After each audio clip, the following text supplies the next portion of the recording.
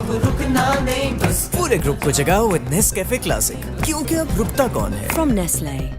अस्सलाम वालेकुम नाज़रीन, मैं हूँ फातिमा मेहर। चलते हैं आज की अहम खबरों की तरफ। सरगोदा कब्जा माफिया मुतहरिक सरगोदा आरटी सेक्रेटरी की पुश्तपनाही में गैर कानूनी तरीके से बनाया गया है डी क्लास और शहबाज क्रिमिनल बस स्टैंड बनाया गया जो लॉ एंड ऑर्डर के खिलाफ है।